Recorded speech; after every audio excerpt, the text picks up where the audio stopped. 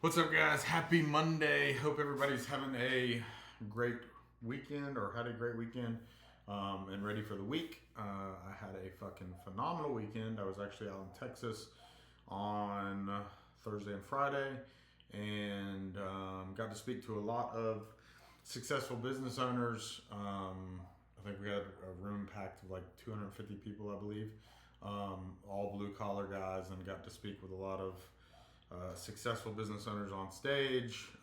So really, really cool event, and it was fun for me. I got to pour into a lot of people, so always love doing that. One thing that I want to talk about happened while I was there, as we go into this week, just to kind of get your mind right.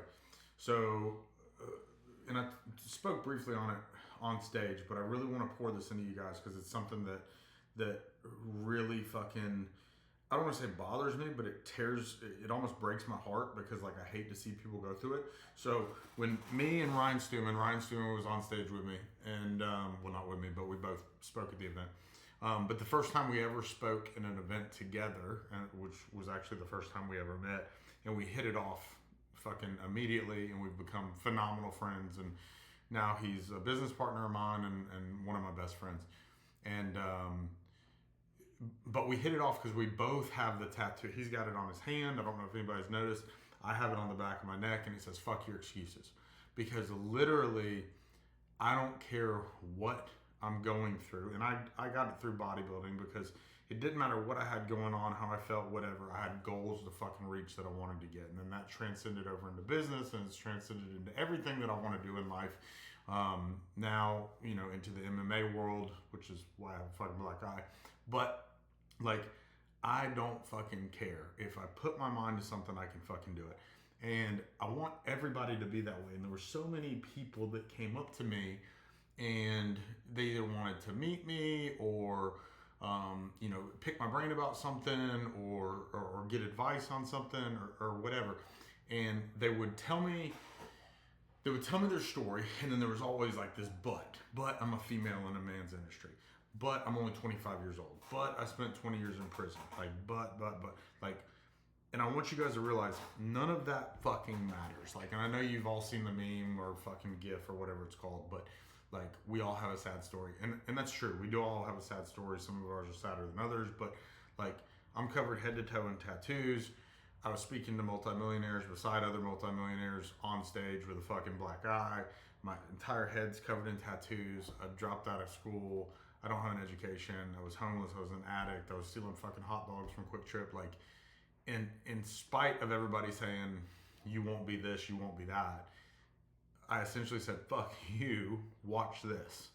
And now I've developed that mindset more and more and more. And it takes a while to really stack wins. And they start off with small wins. Don't think you have to fucking go out and kill it like on day one. Do small wins day after day after day after day consistently.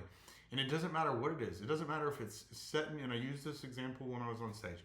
It doesn't matter if it's setting your alarm at fucking 6 o'clock, 5 o'clock, 7 o'clock, whatever. And as soon as it goes off, you get up. But it's sticking to the things that you said that you were going to fucking do, and you follow through with them. And when you do those on a regular basis, you build up this snowball effect, this momentum of wins to where you realize I can fucking do anything I put my mind to. But it's the same thing on the flip side of that as well. Like, if we don't get up at 7 when we hit that fucking snooze button, we failed the first fucking task of our day. So, like, all these excuses that people have, and I hate to say excuses, but because some of them could be barriers, right? Some of them are like hindrances that we go through, like not having an education or being a former addict. That was a hindrance, but fuck those things. Go out and get it anyways. So like being in prison for 20 years and then getting out, that's hard for the guy that I talked to, but fuck it, go out and get it anyways. Being a female in a men's only industry, like, I would use that as so much motivation, or the fact that the same female that I talked to was 25 years old. Like, use that as motivation. Like, fuck you. I'm 25-year-old female and I'm dominating this fucking industry.